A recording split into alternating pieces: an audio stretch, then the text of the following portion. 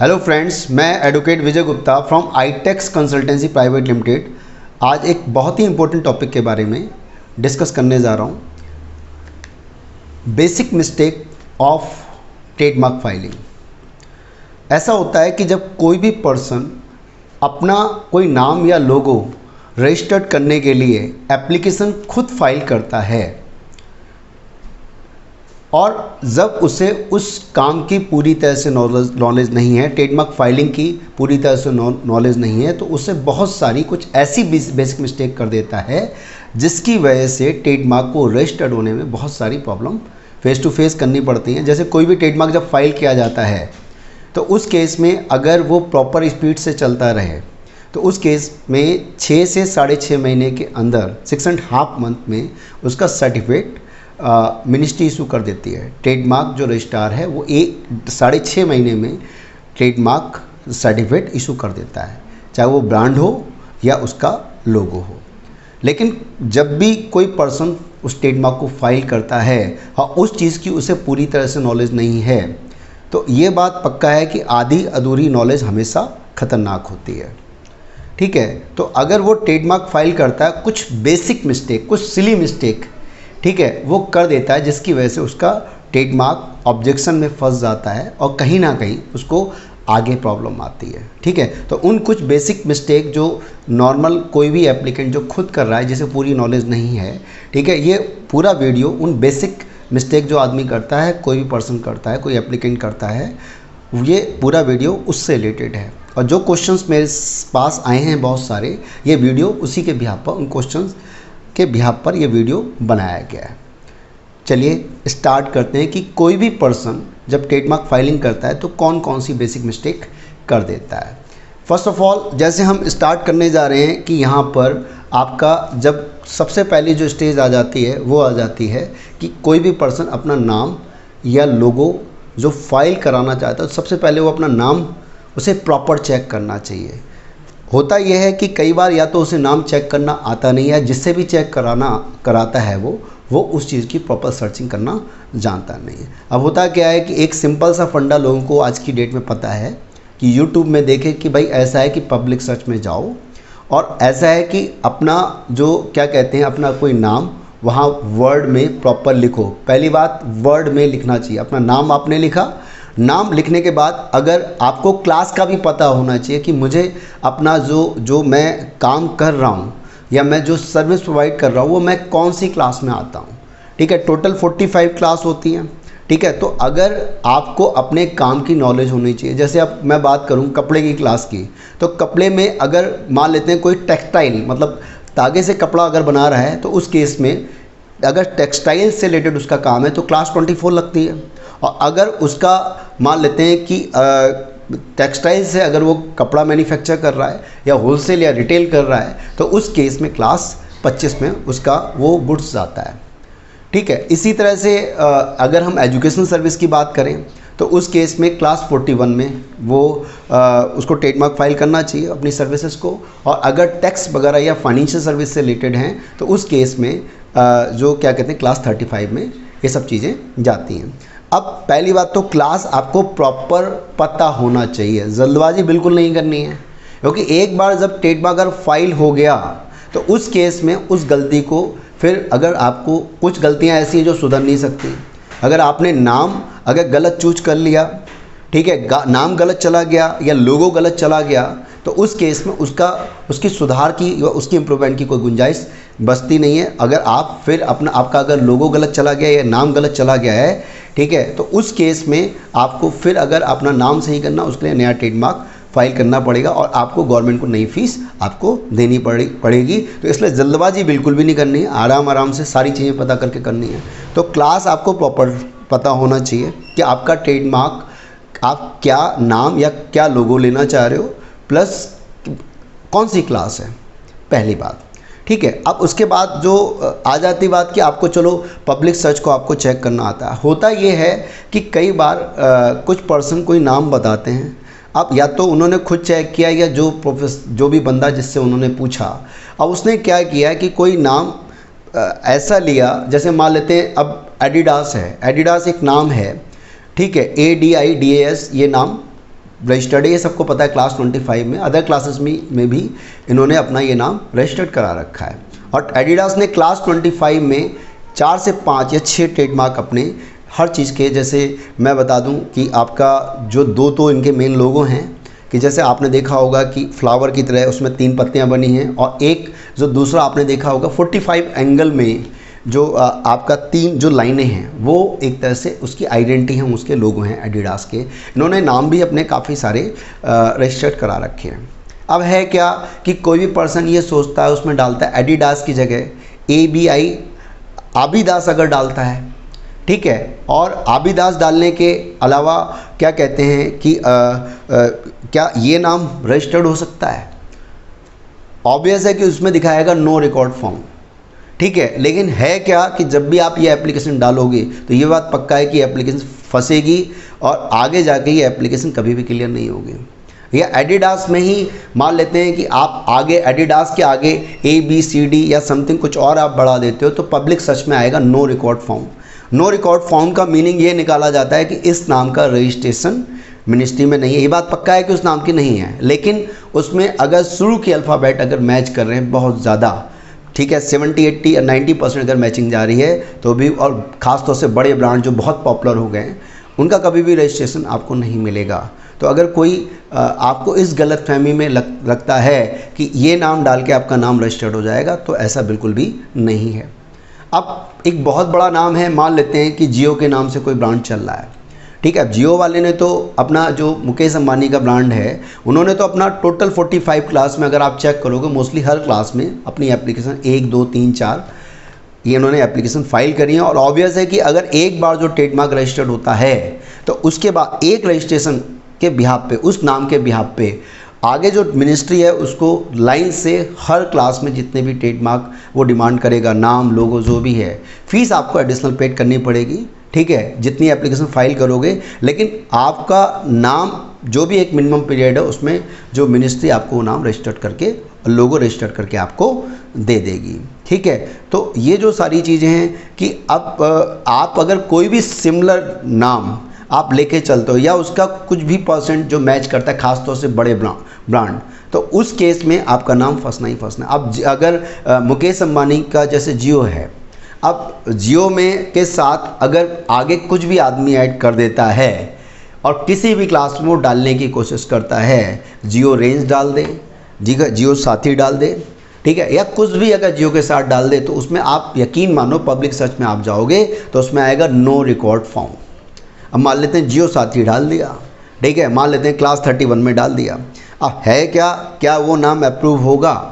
ऐसा है कि अगर धोखे से वो पहले तो ऑब्जेक्शन में फंसेगा, और अगर धोखे से ऑब्जेक्शन से वो क्लियर हो भी गया तो आगे जो रिलायंट इंडस्ट्री है उसने इतने बड़े बड़े वकील हायर कर रखे हैं, वो आगे जाके उसका अपोजिशन लगाएंगे। अपोजिशन लगाने का मतलब यह है कि कुल मिला के वो एप्लीकेशन आपकी नहीं निकल पाएगी, क्योंकि होता क्या है, अगर कोई भी एप्लीकेशन अपोज में आती है तो दोनों में से जो एप्लीकेंट है या जो अपोनेंट है, दोनों को ये प्रूव करना पड़ता है कि दोनों में से कौन सी पार्टी उस नाम को या उस लोगो को पहले से यूज़ कर रही है। जो भी ये प्रूव कर जाएगा, जीत उसकी है। और ऑब्वियस है कि जियो तो बहुत पुराना भाई नाम चल रहा है, उसके पास तो कंपनी भी रजिस्टर्ड है, सब कुछ है, तो जियो तो मिलना नहीं है, एडिडास तो मिलना नहीं है, एप्पल तो मिलना नहीं है। तो ये जो सारी चीज़ें हैं कि नाम सर्चिंग का बहुत ध्यान रखने की ज़रूरत है, बहुत प्रॉपर नाम डालने की ज़रूरत है। शुरू के अल्फ़ाबेट, पूरा नाम डालने के बजाय स्टार्टिंग के जो अल्फ़ाबेट 4-5 अल्फ़ाबेट जो हैं वो चेक करना चाहिए पब्लिक सर्च में, और क्लास को ध्यान रखते हुए, ठीक है।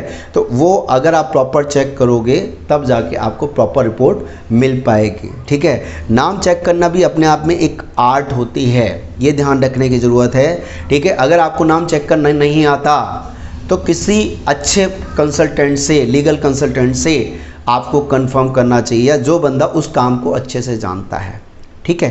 थोड़े से पैसे बचाने के चक्कर में ये बात पक्का है कि आपका ब्रांड क्या होगा, अटक जाएगा, ठीक है। अब पहला तो हो गया कि नाम चेक करने का। अब हम चलते हैं आगे, और कौन कौन सा मिस्टेक हो सकती है। अब होता क्या है कि एक क्वेश्चन मेरे पास बार बार आया, बहुत सारे लोगों से आया, आप यकीन मानो बहुत सारे प्रोफेशनल लोग थे, उन्होंने भी ये मिस्टेक करी। अब होता क्या है कि कोई ये कहता है सर क्या हमारा नाम और लोगो क्या एक ही फीस में दोनों रजिस्टर्ड हो जाते हैं? और ये बात मुझसे एक नहीं अनलिमिटेड लोगों ने पूछी, ठीक है। तो मुझे इस क्वेश्चन को भी यहाँ पर रखना पड़ा, ठीक है। कि कोई कहता है सर मैंने क्या किया था कि अपना नाम डाला और साथ में लोगो भी लगाया था, लेकिन मेरा पब्लिक सर्च में या ई रजिस्टर वाले पेज में मेरा लोगो शो नहीं हो रहा। ये क्या चक्कर है सर? मैंने नाम लोगो तो लगाया था। तो ये ध्यान रखने की ज़रूरत है कि कभी भी सिमिलर फीस में आपका नाम और लोगो एक साथ रजिस्टर्ड नहीं होते। अगर आपने नाम रजिस्टर्ड कराना है तो आपको वर्ड चूज करना चाहिए, और अगर आपको लोगो रजिस्टर्ड कराना है तो उस केस में डिवाइस चूज करनी चाहिए। अगर आप लोगो आप लेते हो तो उस केस में लोगो, अगर ऑनलाइन पोर्टल में आप जा रहे हो तो उस केस में लोगो वो तभी उठाएगा, ठीक है। पोर्टल तभी उठाएगा, ट्रेडमार्क का पोर्टल तभी उठाएगा, IP इंडिया का पोर्टल तभी उठाएगा जब आपने डिवाइस लिया होगा। और डिवाइस का भी उसका एक स्पेसिफिक साइज़ होता है, ठीक है। ये नहीं, कुछ लोगों का मैंने देखा है कुछ भी वो लोगो ले लेते हैं, मतलब इमेज जो है फट रही है या सही से समझ नहीं आ रही है, ब्लर कर रही है, कुछ भी लोगो उठा के डाल दिया। अरे भाई, लोगों के ऊपर कुछ पैसे खर्च करके उसे प्रॉपर बनाओ आप, क्योंकि लोगो आपकी पर्सनल आइडेंटिटी होती है, ठीक है। तो आपका कुछ लोग जो आपको डाउट में या भ्रम में डालते हैं, अगर ये डालने की कोशिश करते हैं कि एक ही फीस में आपका नाम और लोगो दोनों रजिस्टर्ड हो जाते हैं, तो ये आपकी बहुत बड़ी गलतफहमी है। अगर लोगों का पेमेंट आपने गवर्नमेंट को किया है तो जो गवर्नमेंट है, जो डिपार्टमेंट है, ठीक है, वो आपको ट्रेडमार्क मिनिस्ट्री जो है वो आपको केवल लोगों के लिए एंटरटेन करेगी, लोगों की सिक्योरिटी देगी, नाम की नहीं, ठीक है। और अगर नाम का आप पेमेंट करते हो तो आपको नाम की सिक्योरिटी मिल जाती है, नाम एक तरह से आपका रजिस्टर्ड हो जाता है, ठीक है। लेकिन एक फीस में कभी भी नाम और लोगो दोनों चीज़ें रजिस्टर्ड नहीं होती। तो जितने भी, अगर आप मुझसे क्वेश्चन पुटअप करें कि भाई पहले मुझे क्या करना चाहिए, अपना नाम रजिस्टर्ड कराना चाहिए या लोगो रजिस्टर्ड कराना चाहिए, तो मैं अपने आप को एक्सपीरियंस से आपको बताता हूँ, सबसे पहले आपको अपना नाम रजिस्टर्ड कराना चाहिए। उसके बाद जब आप उसके ऊपर काम कर लो, जब बहुत अच्छा हो जाए तो अच्छा सा लोगो बना के तब उसको अलग से फीस दे के आपको अपना लोगो भी रजिस्टर्ड कराना चाहिए। नहीं तो इतनी बड़ी बड़ी कंपनियां जो हैं वो पागल तो हैं नहीं कि क्या कहते हैं कि वो अपने 5-5, 7-7, 8-8 ट्रेडमार्क एक क्लास में रजिस्टर्ड कराती हैं, ठीक है। अपना एक लोग, जैसे अब एडिडास का हम ले लें, फिर से बता रहा हूँ, एडिडास के अपने 2 लोगो सबको पता है रजिस्टर्ड है, नाम उसके आप देखोगे अलग अलग फॉर्मेट में रजिस्टर्ड करा रखा है। रीज़न ये है कि कहीं से भी कोई एंटी किसी दूसरे को एडिडास के नाम पे मिले ना। लिवाइस की भी आपको देखोगे कि आपको कई सारी एप्लीकेशंस मिलेंगी, ठीक है। आपका क्या कहते हैं कि ऐसे बहुत सारे नाम हैं, जैसे वॉल्वो है, वॉल्वो की एप्लीकेशन आपको हर क्लास में मिलेगी। वॉल्वो केवल बस के लिए जाना जाता है, लेकिन वॉल्वो की एप्लीकेशन मैं बता दूं आपको, 1 क्लास से लेके 45 क्लास तक आप मोस्टली हर क्लास में वॉल्वो की 5-5, 6-6 एप्लीकेशन मिल जाएंगी। क्लास 25 में आई थिंक मुझे ध्यान आ रहा है 5 से 6 एप्लीकेशन वॉल्वो की पड़ी हुई हैं और रजिस्टर्ड है। अब वॉल्वो कपड़े तो बेच नहीं रहा, ठीक है, लेकिन फिर भी ऐसा क्या है कि कपड़े की क्लास में जाके करा दिया, क्लास 24 में भी कराया, क्लास 25 में भी कराया। उसकी वजह है कहीं भी वॉल्वो की गुडविल कोई एनकैश ना करा पाए, ठीक है। तो और ऐसे ही आपको बता दें, एक सलमान खान की एक मूवी आई थी बजरंगी भाईजान, ठीक है। तो बजरंगी भाईजान आप अगर किसी को सर्च करना आता है, आप डाल के देखना क्लास 1 क्लास 245 क्लास, आपको हर जगह बजरंगी भाईजान के 2 डिवाइस, आपको 2 जो हैं पोस्टर आपको क्या होंगे, रजिस्टर्ड मिलेंगे, ठीक है। अगर एक ही जगह एक ही क्लास में अगर काम चल जाता तो सब जगह की फीस देने की ज़रूरत क्या थी, ठीक है। तो होता क्या है कि इसका टोटल एक जुरिडिक्शन होता है, एक एरिया होता है, जिस एरिया की आपने फ़ीस दी है, जैसे क्लास 25 की किसी ने फीस दी है तो वो उसको सिक्योरिटी मिलेगी क्लास 25 की। अदर क्लास की सिक्योरिटी एक तरह से ट्रेडमार्क मिनिस्ट्री नहीं दे रही है, उसको एंटरटेन नहीं कर रही है। तो ये सब बातें ध्यान रखने की ज़रूरत है, ठीक है। तो ऐसा है कि आपको नाम भी अपना रजिस्टर्ड कराना चाहिए, और अगर लोगो पॉपुलर हो गया है तो लोगों को भी रजिस्टर्ड कराना चाहिए, लेकिन सबसे पहले नाम रजिस्टर्ड कराना चाहिए, ठीक है। इस बात पे जानने की ज़रूरत है। और एक बार कोई भी नाम या लोगो अगर इंडिया में रजिस्टर्ड हो जाता है तो अलग अलग कंट्री भी, इंटरनेशनल जो कम्युनिटी है वो सपोर्ट करती है, बशर्ते हर देश में इसकी फ़ीस गवर्नमेंट, वहाँ की गवर्नमेंट को दी जाती है। तो ये एक बहुत अच्छा बेनिफिट वाली बात आ जाती है, ठीक है। तो आपको पहली बात, अगर आपको लोगो अगर रजिस्टर्ड करना है तो आपको डिवाइस चुनना है, आपको वर्ड नहीं चुनना है। मैं एक नहीं, मैं 100-200 लोगों से ज़्यादा का मेरे पास ये क्वेश्चन रहा है कि सर मैंने मैंने अपना वर्ड अपना पिक्चर भी लगाई थी, अपना लोगो भी लगाया था मैं, लेकिन मेरा शो नहीं कर रहा है।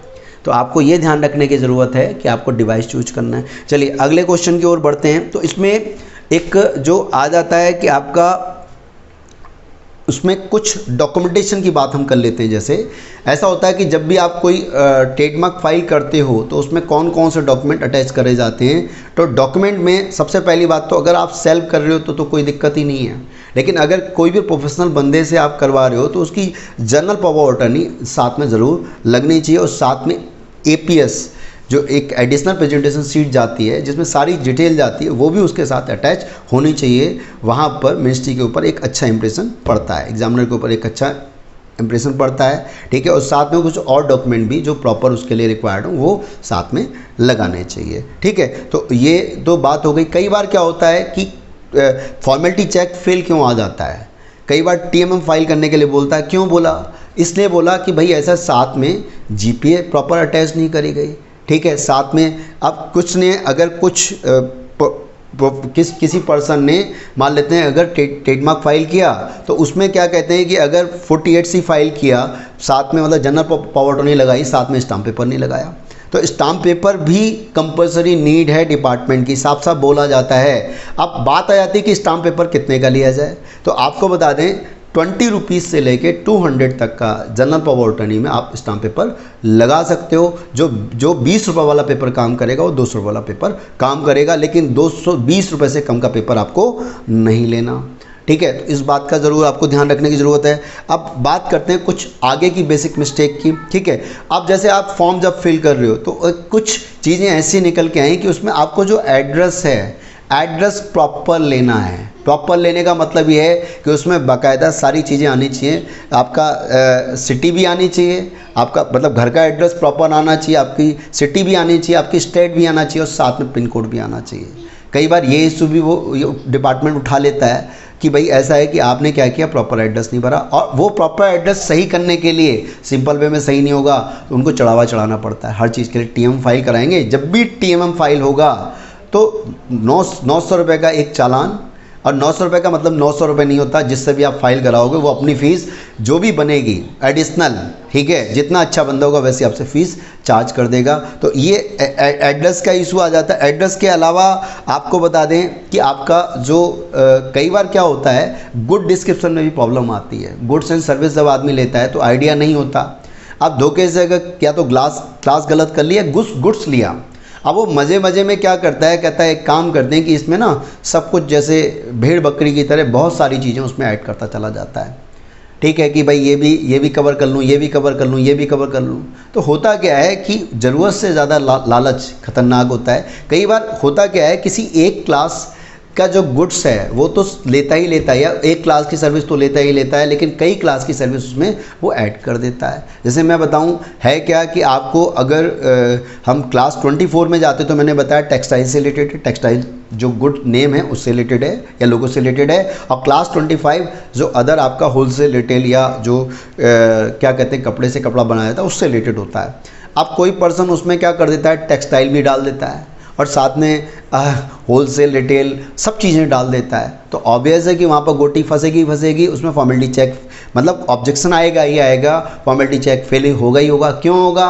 रीज़न है कि आपने प्रॉपर डॉक्यूमेंटेशन नहीं किया। क्यों नहीं किया? गुड्स एंड सर्विस आपने गलत ले ली, ठीक है। तो ये जो सारी चीज़ें हैं, अब मान लेते हैं कि आपका जो क्लास 41 है, क्लास 41 जो होता है एजुकेशन सर्विस या अदर सर्विस से रिलेटेड होता है, साथ में अब क्लास 35 जो है आपका टैक्सेशन सर्विस से रिलेटेड है या कुछ और है। अब आपने क्या किया कि किसी प्रोफेशनल बंदा उसने सारी चीज़ें मिक्स कर दी, ऑब्जेक्शन आएगा ही आएगा, तो उस केस में TMM फाइल करो। होता क्या है कि TMM फाइल करने में चीज़ें तो सही हो जाती हैं, लेकिन आपकी जो ट्रेडमार्क की स्पीड थी वो सारी क्या हो जाती है, ब्रेक हो जाती है, ठीक है। जो जिस स्पीड से चल रहा था वो स्पीड काफ़ी हद तक कम हो जाती है। 1-1.5 महीने पहले जो चीज़ रजिस्टर्ड हो सकती थी 1-1.5 महीने लेट हो जाती है, ठीक है। तो ये जो सारी चीज़ें आ जाती हैं। अब इसके आगे जैसे हम बात करते हैं आपका गुड डिस्क्रिप्शन के अलावा जो और बात कर रहे हैं यहाँ पर, आपका जो क्या कहते हैं कि जो प्रोप्राइटर का जो नेम है उसको लेने में ध्यान रखना चाहिए कि किस तरह का प्रोप्राइटर आपको चूज करना है। ठीक है, आप जैसे मान लेते हैं कंपनी के नाम से अगर फाइल कर रहे हो तो आपको क्या करना चाहिए, प्रोप्राइटर का नाम कंपनी चूज करना चाहिए। अब उसमें दो डायरेक्टर हैं, मान लेते हैं नीरज और मान लेते हैं कि संजय, तो आप डायरेक्टर का नाम नहीं लाओगे, आप क्या लाओगे, कंपनी का नाम लाओगे। और अगर सोल प्रोप्राइटर है तो सोल प्रोप्राइटर के केस में क्या कहते हैं कि उसमें किसी एक पर्सन का नाम आएगा, पार्टनर्स हैं तो पार्टनर्स का नाम आ जाएगा, ऐसे करके उसमें हो जाता है। उसमें क्या कहते हैं कि आपका और जो चीज़ें आ जाती हैं कि आपका इसमें जैसे जो नेचर वो पता कर रहा है कि भाई किस तरह का नेचर है प्रोप्राइटर का, इंडिविजुअल है, सोल प्रोप्राइटर है, स्टार्टअप है, स्मॉल इंटरप्राइजेज है या अदर है। तो आप सबसे पहली बात तो या क्या कहते हैं कि आपको इसमें से चूज करना है, ठीक, या तो कॉर्पोरेट जो स्टेटरी बॉडी है।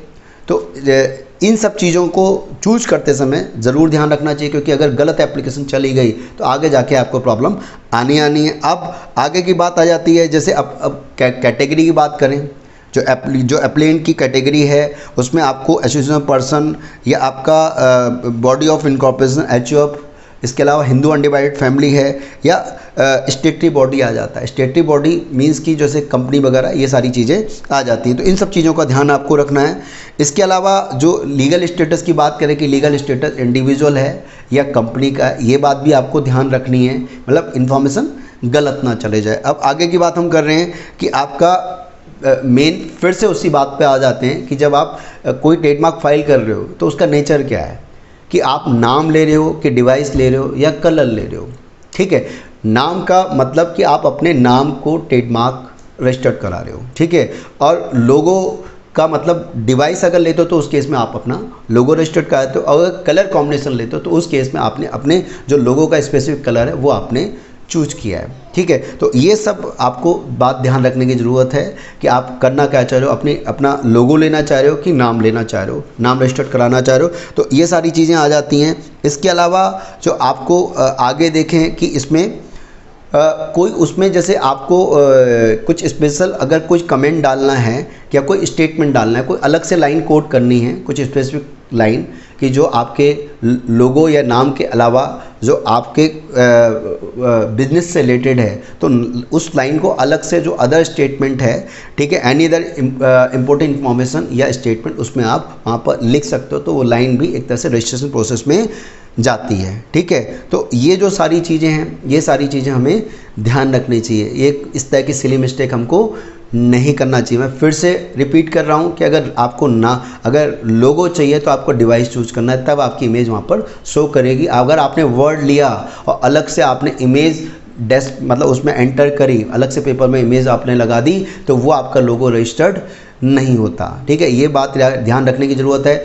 इसके अलावा कुछ बेसिक मिस्टेक और जो आगे हम चलें तो उसमें फॉर्म फिल करने के बाद सब कुछ होने के बाद है क्या कि आपको ये ज़रूर ध्यान रखना है कि जिस दिन आपका ट्रेडमार्क फाइल हुआ उससे ट्रेडमार्क फाइल करने से 25 to 30 डेज़ के अंदर एग्जामिनर अपनी रिपोर्ट देना कंपलसरी होता है। तो 30 दिन के अंदर वो आपकी रिपोर्ट देगा, या तो रिपोर्ट पॉजिटिव देता है तो वो आपका जो मेल आईडी उसमें रजिस्टर्ड है, ठीक है, उस मेल आईडी और फ़ोन नंबर में दोनों में आपको इन्फॉर्म करेगा कि आपका ट्रेडमार्क जर्नल में चला गया है। ठीक है, वो पॉजिटिव रिपोर्ट हो जाती है। और अगर नेगेटिव रिपोर्ट देता है तो उस केस में ऑब्जेक्शन लिख के आता है। लेकिन बहुत सारे लोग ऐसे होते हैं, वो क्या कहते हैं, अगर उन्होंने किसी से डलाया तो उस बंदे को काफ़ी बार आगे की प्रोसेस आती नहीं है, वो एंटरटेन करता ही नहीं है। एप्लीकेशन तो फाइल कर देता है, लेकिन फाइल करने के बाद वो आगे उन्हें एंटरटेन नहीं करता। करने का मतलब ऑब्जेक्शन का रिप्लाई वो नहीं करना आता उसे। तो उस केस में क्या होता है कि भाई अगर आपको टाइम से पता चल जाए तो उस केस में आप किसी और को सर्च करके उससे तो अपना रिप्लाई प्रॉपर डलवा सकते हो। तो इसके लिए जिसका ट्रेडमार्क है, जिसकी प्रॉपर्टी है, जिसकी एसेट्स है, उसको अलर्ट रहना पड़ेगा। जैसी एग्जामिनेशन रिपोर्ट आती है और अगर धोखे से भी निगेटिव आती है, और 100 में से 90% मैं बता दूं कि निगेटिव आनी ही आनी है। ठीक है, तो अगर ऑब्जेक्शन आता है तो आपको पता होना चाहिए आप जिस पर्सन से आपने डलाया है, अगर वो बंदा ठीक है तो रिप्लाई प्रॉपर कर देगा। लेकिन काफ़ी सारे केसेस में हमने देखा है कि सामने वाला बंदा रिप्लाई करता ही नहीं है, जिसकी वजह से जो पर्सन है, जो एप्लीकेंट है, उसको बहुत ज़्यादा परेशान होना पड़ता है कि अब मैं क्या करूं, किससे कराऊं। कई केस में तो क्या होता है, हमारे पास ऐसे भी फ़ोन आए हैं कि जिसमें अगर 30 डेज़ का टाइम है, टोटल टाइम पीरियड अगर जो है 30 डेज है, उसके बाद अगर रिप्लाई नहीं करते तो एप्लीकेशन कैंसिल होने के चांसेस रहते हैं, अबेंडेड होने के चांसेस रहते हैं। तो उसमें 30 दिन पूरे होने वाले हैं, तो उसमें एक दिन पहले या उसी सेम डे में मेरे पास फ़ोन आया कि सर मेरा आज लास्ट डे है, तो क्या कुछ हो सकता है। तो उस डेज में हम क्या करते हैं कि उसकी हेल्प तो हम कर देते हैं, लेकिन कई बार वो टाइम निकल भी जाता है। तो आपको खुद अलर्ट रहना है अपने मार्का के लिए, अपने ट्रेडमार्क के लिए, कि भाई ऐसा है कि उसके भरोसे जो पर्सन जिसने एप्लीकेशन डाली है पूरी तरह से 100% उसके भरोसे ना बैठें। अगर वो पर्सन ठीक है तो वो क्या करेगा कि आपका रिप्लाई आपसे डिस्कस करके अपने आप डाल देगा। जैसे हम लोग क्या करते हैं, हमारी कंपनी क्या करती है, मेरी कंपनी का नाम है आईटेक्स कंसल्टेंसी प्राइवेट लिमिटेड। हमारे साथ ये है कि अगर हम किसी पर्सन की एप्लीकेशन फाइल कर रहे हैं, ठीक है, तो उस केस में उसका एप्लीकेशन प्रॉपर फाइलिंग करना, ठीक है। इसके अलावा उसके बाद जब एग्जामिनेशन रिपोर्ट आती है और अगर रिपोर्ट नेगेटिव आ गई तो उसके बाद उसको पूछे बिना, मतलब ये होता है पता तो चले या ना चले, उससे पहले हम क्या करते हैं, रिप्लाई उसका फाइल कर देते हैं, ठीक है। मतलब जैसी रिपोर्ट आती है उसके 2-4-5 दिन के अंदर हम रिप्लाई फाइल कर देते हैं। बाद में पूछता है तो हम बताते हैं सर रिप्लाई फाइल हो गया। मतलब हम अगर कोई किसी भी पर्सन का हाथ हमने शुरू से पकड़ा तो जब तक उसका ट्रेडमार्क रजिस्टर्ड नहीं हो जाएगा, लास्ट प्रोसेस तक हम क्या है उसको सर्विस देते हैं, मतलब हाथ बीच में छोड़ते नहीं हैं, ठीक है। और इसके अलावा मतलब ये सब बातें आपको ध्यान रखने की ज़रूरत है, क्योंकि अगर कल वो ट्रेडमार्क अटकता है, कैंसिल होता है, तो 2 तरह का लॉस आपका आ जाता है। पहला लॉस आता है कि जितनी भी आपकी फ़ीस है वो सारी बेकार हो गई, टाइम बेकार हो गया। दूसरा वो नाम लोगों की नज़र में आ गया, और वैसे नाम और भी फिर आपके जैसे अगर अच्छा नाम है तो एंटर होते हैं, और आप अगर किनारे होते हो तो उस केस में कैंसिल होता है, तो उस केस में दूसरे लोग एंटर कर जाते हैं और क्या कहते हैं, कुल मिला के डिपार्टमेंट उनको एंटरटेन कर जाता है। तो सीधी सी बात है कि आपको उस चीज़ का ध्यान रखने की ज़रूरत है। अच्छा, एक और भी बहुत बड़ी मिस्टेक लोग करते हैं। होता क्या है कि जैसे हम मान लेते हैं कि अब ट्रेडमार्क है, ट्रेडमार्क एक बार अगर रजिस्टर्ड हो गया, ठीक है, रजिस्टर्ड होने के बाद है क्या कि जिस डेट से एप्लीकेशन फाइल करी है, फिर से ध्यान से सुनिए, जिस डेट से हमने एप्लीकेशन फाइल करी है उसके क्या कहते हैं कि 10 साल तक डिपार्टमेंट हमको एंटरटेन करता है। मतलब एंटरटेन करने का मतलब 10 साल तक उस ट्रेडमार्क का रजिस्ट्रेशन का राइट हमारे पास रहता है। और जैसे ही 9वां साल कंप्लीट होता है तो 9 साल के बाद ई रजिस्टर वाले पेज में एक अलर्ट आना स्टार्ट होता है कि आपका ट्रेडमार्क जो है एक तरह से क्या है उसका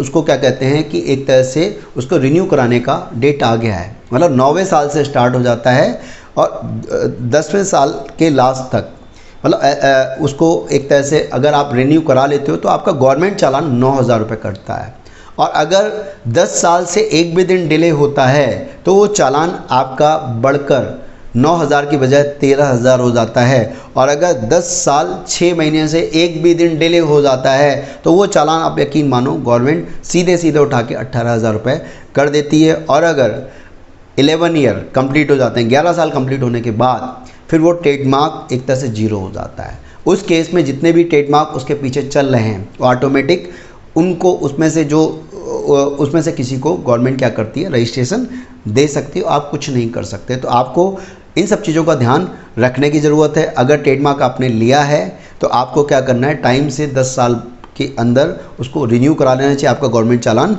कम पड़ेगा। और 10 साल का मतलब ये नहीं कि जिस दिन से रजिस्ट्रेशन सर्टिफिकेट आया उस दिन से मीटर स्टार्ट होगा। जिस दिन से आपने एप्लीकेशन फाइल करी है उस दिन से आपका क्या कहते हैं कि एक तरह से टाइम 10 साल का स्टार्ट हो जाता है। तो ये कुछ बेसिक चीज़ें हैं, अगर इन सब चीज़ों को हम ध्यान रखते हुए चलें तो हमें ट्रेडमार्क में प्रॉब्लम बहुत कम आएंगी, ठीक है। और बाकी इसके बाद भी अगर कोई प्रॉब्लम आपको आती है तो आप मेरे पर्सनल कॉन्टैक्ट नंबर पर कॉल करके आप मुझसे अपनी क्वारी ले सकते हैं। अगर आपको कोई नया ट्रेडमार्क फाइल कराना उसके लिए भी आप कांटेक्ट कर सकते हैं। और इसके अलावा अगर आपको कोई रिप्लाई नहीं जा रखा या कोई अपोजिशन की कोई आपकी दिक्कत आ रखी है कि कोई काउंटर रिप्लाई करना है या कुछ और करना है, कोई भी दिक्कत है, या किसी ने कोई रेक्टिफिकेशन की अगर एप्लीकेशन डाल ली है तो उससे रिलेटेड कोई काउंटर स्टेटमेंट अगर फाइल करना है तो वो सारी जो सर्विसेज है हमारी कंपनी अच्छे से प्रोवाइड करती है, ठीक है। और आप मेरे पर्सनल कॉन्टैक्ट नंबर पे फ़ोन करके मुझसे अपनी क्वारी ले सकते हैं। मेरा नंबर है 9625122106।